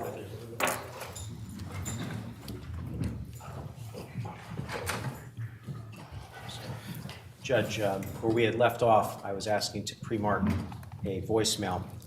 Attorney Schoenhorn was given an opportunity to listen to that voicemail over the break, and I want to just explain the nature of the offer here, Your Honor. This is a voicemail from a person that identifies himself as Officer Ruggiero of the Farmington Police Department, indicating that Mr. Gumini is in possession of a dirt bike that belongs to Michelle Troconis and that she wants it back. And so the purpose of this offer, Judge, is to put into context fully what happened here, because I think that the cross-examination left the false impression that Mr. Gumini was somehow in possession of this dirt bike illegally, somehow that he was lying about having purchased it from Michelle. And so, you know, and Mr. Schoenhorn completely skipped over the fact that the defendant actually had called the police and basically strong-armed him into giving the dirt bike back. So it's offered to basically rebut the suggestions that were left for the jury on cross-examination at this point. There are still rules of evidence. This is a hearsay statement, first of all, by someone representing to be a police officer, making hearsay statements. It's not authenticated. And even if it was, the idea that hearsay can be put in to rebut an assumption, the testimony, if the court wants to go back and look at it, is that my client was never paid. She didn't say she didn't sell it. She was not paid. And if this, the only way to rebut this, prove it, put on a receipt or proof that a payment was made. But to suggest that a police officer's voicemail that apparently calling Mr. Gumiani, asking that he return the motorcycle, you know, doesn't come. There's no exception for wanting to fill in the details. There was cross-examination, there were admissions made, there's proper ways to do this. You can ask the witness why he gave it back if there's no other reason, but to suggest that hearsay can replace that is, there's no rule of evidence that would permit that. Well, here's the court's view. And it's collateral. Here's the court's view. A sale involves, and this takes all of us back to year one in law school, offer, acceptance, and consideration. If the claim is, as counsel states, Michelle Troconis sold it, that means there's been an offer, acceptance, and consideration. But then to state that she was not paid, then that would not be a sale. There's no consideration. So what the court hears is basically a hearsay within hearsay offer. So the court has to determine whether each component of that offer would be admissible. So the first component is really the officer saying, Michelle Troconis told us that she wants the bike back. The statement is being offered against the party is the party's own statement. That's an exception. The second hearsay component is what the officer says. The officer says Michelle Troconis wants the bike back. So if the claim is then, well, the officer's statement is hearsay, under what exception does that fall? Or is it not hearsay? Is it offered for the truth? It's offered for what he was told. So it's not offered for the truth. So the court is going to allow it. The court hasn't heard it. There's more to it than what was just represented. Well, the court thought it was just that statement that was being offered. Michelle Troconis says she wants the bike back. That's what the court thought the offer was. That is, and then he says that he would prefer that this be handled civilly, and can you give me a call? I mean, that's the... Well, that's the witness's statement. No, that's what's on the voicemail. So the whole statement is what? The entire voicemail is approximately a minute long, Your Honor. I can play it for the court if you'd like. Yes.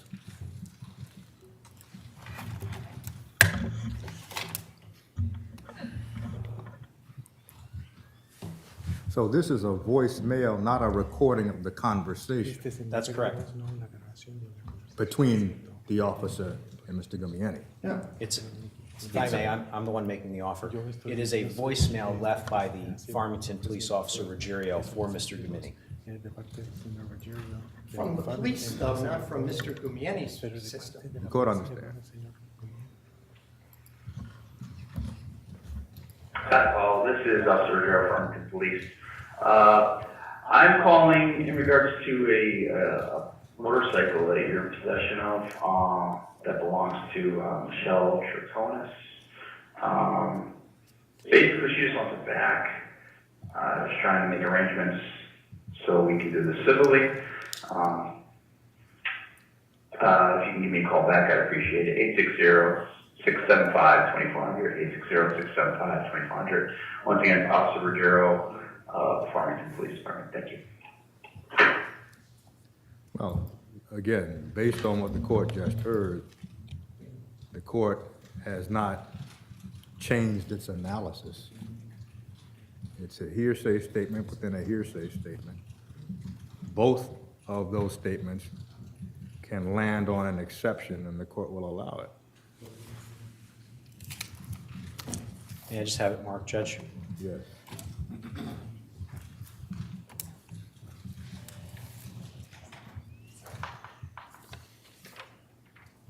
This is 128 for ID. I move it in. Well, I'll move it in front of the jury. You can bring the jury in.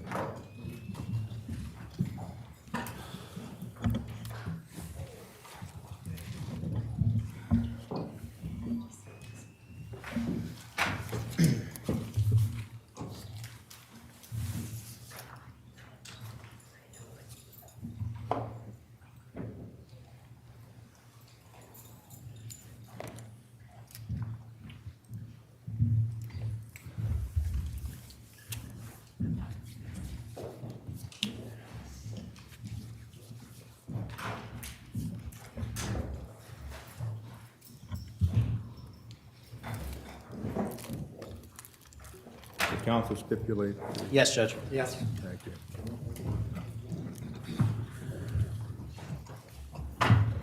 Mr. Gumieni, before we took the recess, you had indicated that the Farmington Police had contacted you. Is that correct? Correct. And they contacted you because the defendant was claiming you had never bought the dirt bike, correct? Objection. First of all, mischaracterization and leading. Well, overruled. Is that correct? Correct. Judge, I formally move Exhibit 128 in.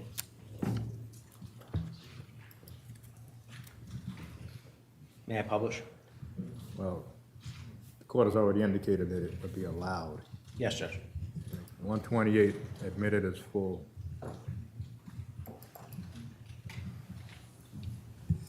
Call to police.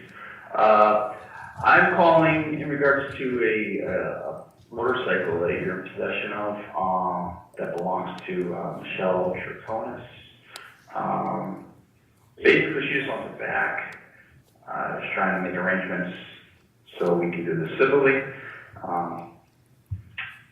If you can give me a call back, I'd appreciate it. 860-675-2400, 860-675-2400. Once again, Officer Ruggiero, Farmington Police Department. Thank you.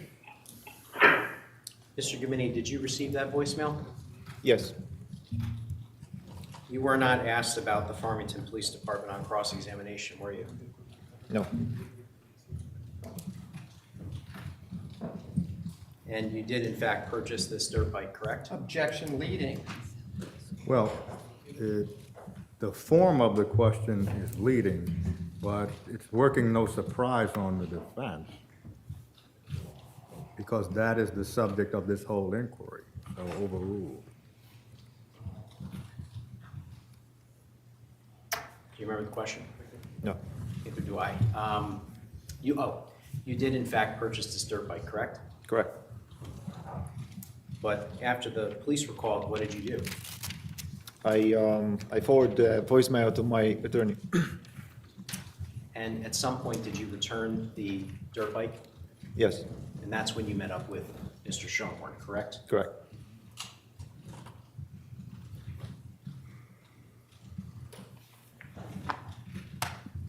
You were asked on cross-examination about the defendant taking the keys out of your Tacoma. Do you recall those questions?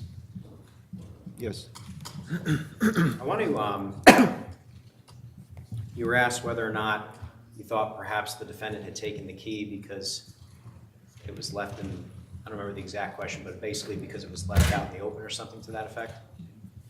yes, I want to direct your attention now to that conversation that you had with Mr. Dulos and the defendant on Tuesday, May 28th. The topic of the keys came up, didn't it? yes. And can you just tell the jury how it came up and what Mr. Dulos said to you? So Mr. Duros was asking me, how did I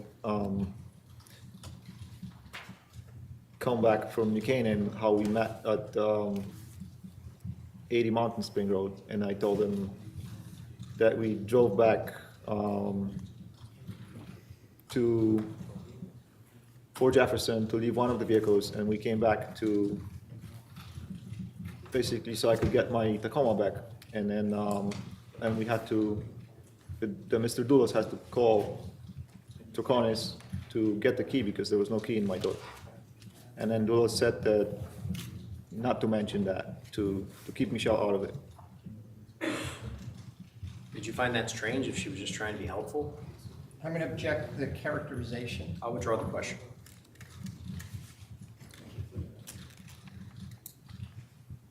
Incidentally, you were asked on cross-examination about researching flights to Poland.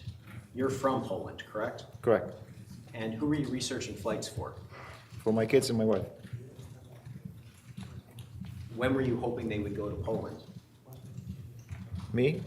Well, when were you researching flights for them? Was it for summertime? Yes, for summertime. And had they gone to Poland before? Yes. Did you ever get on a flight to Poland in May of 2019? No. You showed up at work on Tuesday the 28th, correct? Correct.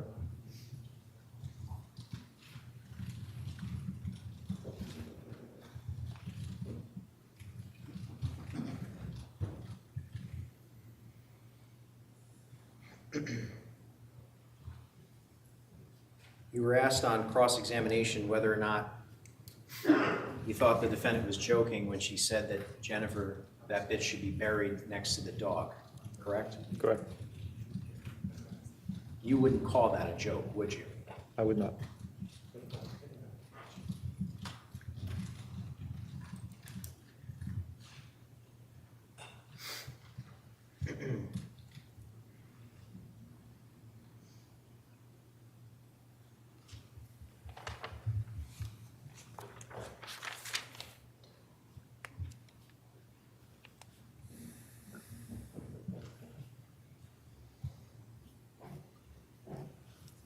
You were asked on cross-examination about your Tacoma malfunctioning when it would start. Do you recall those questions? Yes, I do. Just to be very clear for the jury, your Tacoma did not always malfunction when you had started, correct? Correct. In fact, it would only happen about once a month. Judge, this is all leading, and it's not what the witness said. Well, the form of the questions are leading. How often would it happen? About once a month.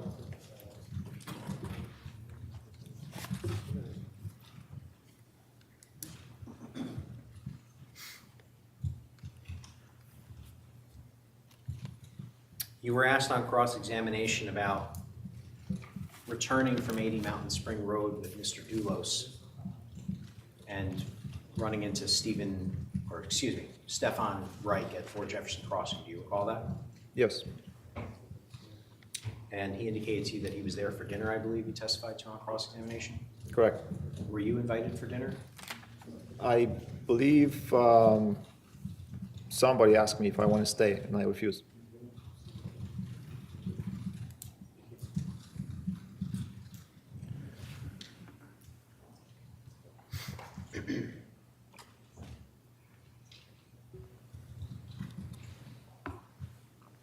when was the last time you saw Mr. Dulos in person? The last time I spoke with him in person was Friday, week after Jennifer's disappearance. That's May 31st? Correct.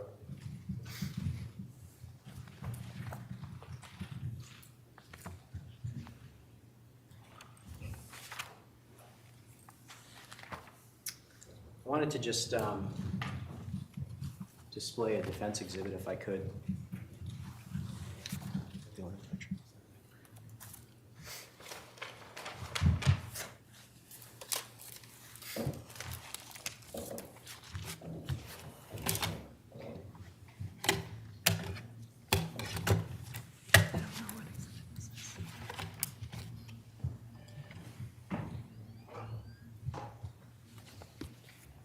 Perhaps Mr. Schoenhorn can refresh my memory. What exhibit is this with the extraction?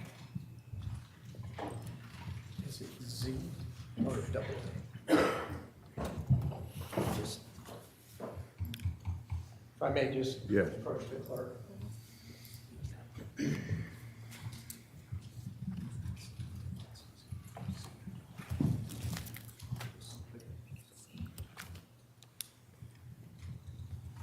It's Y. Yankee, all right. This is Defense Exhibit Y. And I'm just going to ask Mr. Domini, can you see that picture? Yes. You were asked on cross-examination about this photograph. Do you recall those questions? No. Do you recall being asked about the oil can that you had brought with you? Yes. Okay. And can you just remind the jury why you brought the oil? Because the truck was leaking oil. Was that your only vehicle at the time? Was Besides that- besides your wife's vehicle, was that your only personal vehicle at the time? Yes. And did you need it back? Yes.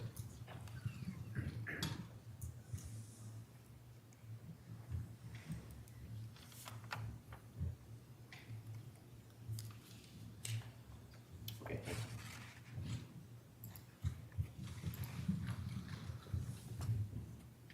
You were asked on cross-examination about the Chinese restaurant. Do you recall that? Yes.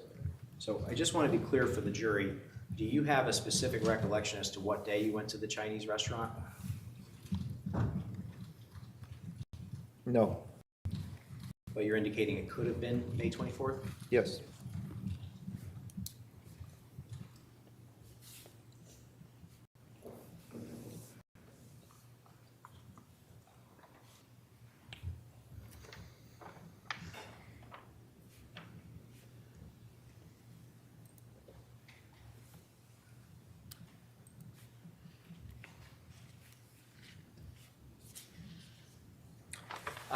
You were asked on cross-examination about whether or not you had been in the market for a new Tacoma. Do you recall those questions? Yes. How long had you been looking to possibly sell your Tacoma? About a year. And when did you tell Mr. Dulos that you were thinking about selling your Tacoma? About that time. And if I recall your testimony correctly, you'd been working at 61 Sturbridge for approximately 1 year, is that correct? Correct. So you'd been leaving your Tacoma at 4 Jefferson Crossing for approximately 1 year and using work vehicles to get to New Canaan, correct? Prior to 61 Sturbridge, I was working on 175. There was a project in Darien. When I was working on that project, I was driving company vehicles too. But to be clear, and then I'll ask another question. You told Mr. Dulos about a year prior to May 24th, 2019, that you were thinking about selling your vehicle, correct? Correct. And then for that entire year that went by, did he ever wash your car? He did not. And then for that entire year that went by, did he ever detail your car? He did not.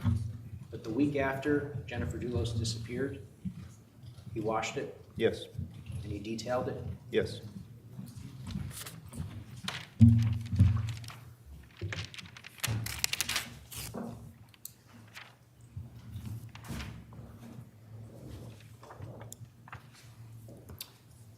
Just going back to the defendant taking your keys for a moment, you did not know that she was going to take your keys, correct? I did not. And what did the defendant tell you she was going to do? Wait. Strike that. When you were about to leave 80 Mountain Road, the defendant told you where she was going to go, correct? I remember she said something about rugs or carpets, that she's going to meet with somebody or, And the conversation in which she said this, you had asked Mr. Dulos to give you a ride back to 80 Mountain to get your vehicle, correct? correct. Did the defendant ever call you and tell you she had your keys? No, She had your phone number though, didn't she? yes.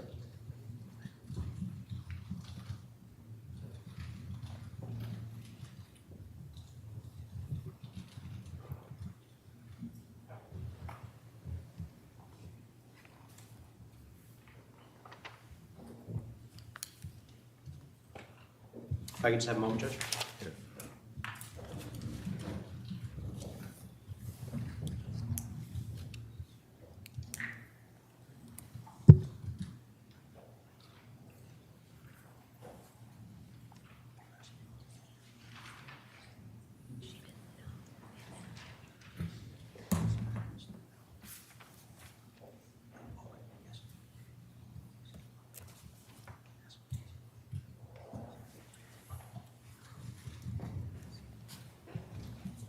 You were asked on cross-examination about removing the Raptor plate. Do you remember those questions?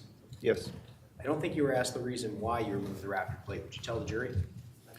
Mr. Dulos bumped into something with his Raptor and he asked me to straighten up the bumper. And did you do that? Yes, And then did you put the plate back on? yes.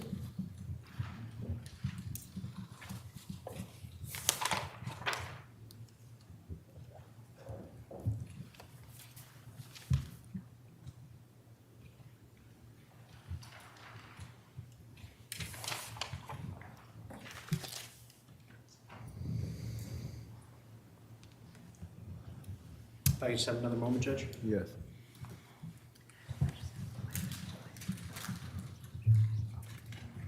I have nothing further, Judge.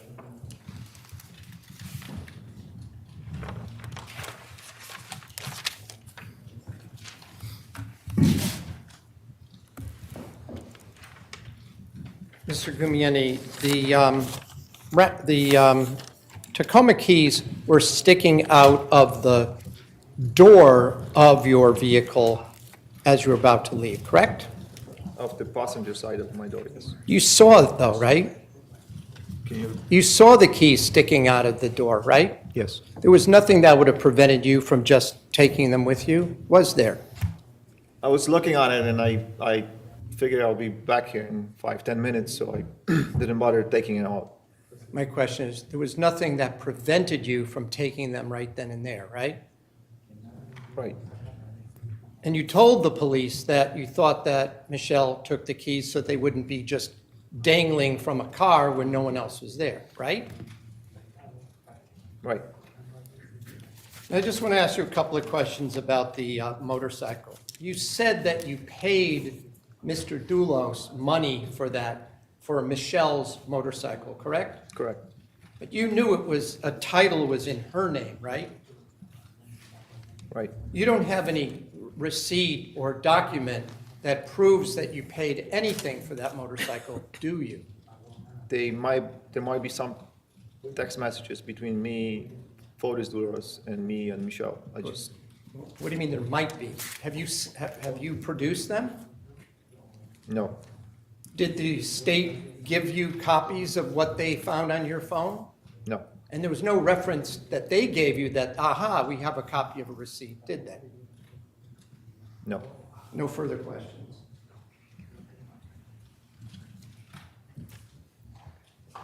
Sorry, the defendant said she sold you the motorcycle, right? Yes. Thanks. Nothing further. Guglielmi, you may step down. Thank you.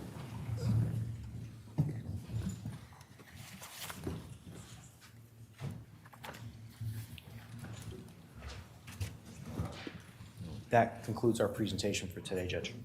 Thank you. Ladies and gentlemen, again, thank you for your attention today. Shall we begin tomorrow at 10 o'clock? Yes, Your Honor. If we begin tomorrow at 10 o'clock, please do not discuss the case or follow media reports about the case. Have a good evening.